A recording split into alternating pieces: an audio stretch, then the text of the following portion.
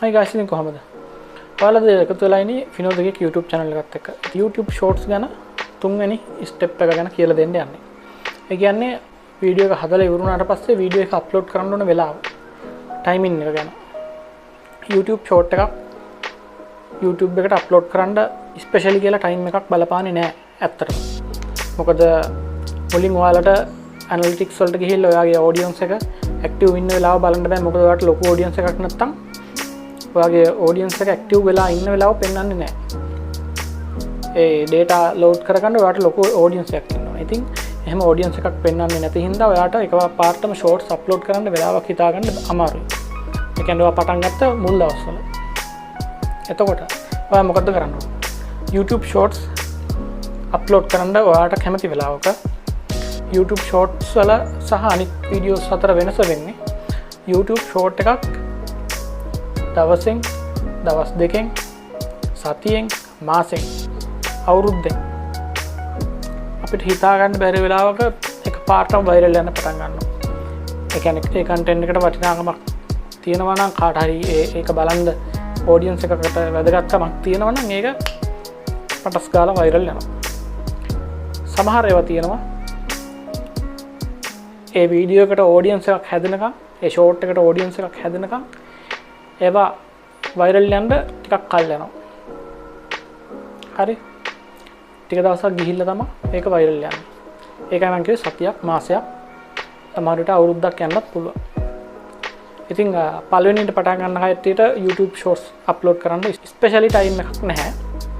ඔයාලට කැමති වෙලාවක upload කරන්න අනිවාර්යෙන් shorts hashtag එක title එකේ හරි description එකේ හරි use කරන්න. පුළුවන් නම් keywords යටින් use කරලා channel එකේ video එක යට tags දාලා video එක ටිකක් boost කරන්න බලන්න. කට්ටිය search කරන tags දාලා video එක boost කරන්න බලන්න. ඒවත් short එකට බලපානවා ඇත්තටම. short video එකට normal video එකේ දාන විදිහටම tags keywords චුට්ටක් description එකේ යට video tags ලා යටින් දාලා පොඩ්ඩක් video එක boost කරලා ගන්න පුළුවන්.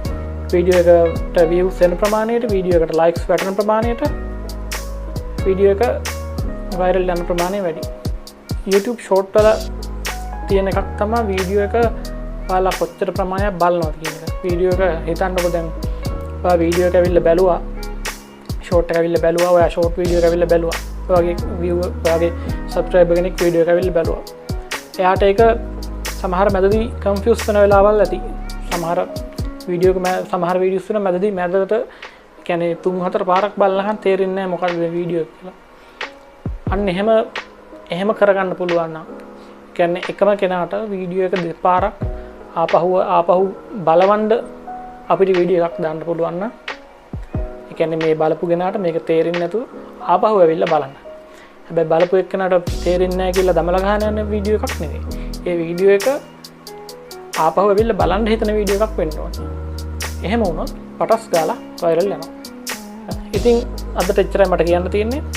තව වීඩියෝ එක ස්ක්‍රිප්ට් හදාගෙන ස්ක්‍රිප්ට් ලියාගෙන නෙවෙයි මම කියන්නේ.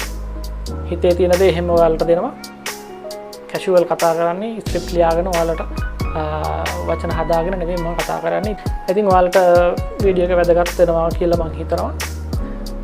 subscribe කරගෙන යන්න අනිවාර්යෙන් වීඩියෝ එකට like එකක් දාගෙන යන්න. වීඩියෝ එක ඔයාගේ යාළුවෙක්ට හරි කැමති වටිනවා කියලා හිතන එක්කෙනෙක් එක්ක වීඩියෝ එක අනිවාර්යෙන් share කරගන්න. අදට එහෙනම් එච්චරයි. තව අලුත් short tip එකකින් හම්බෙමු.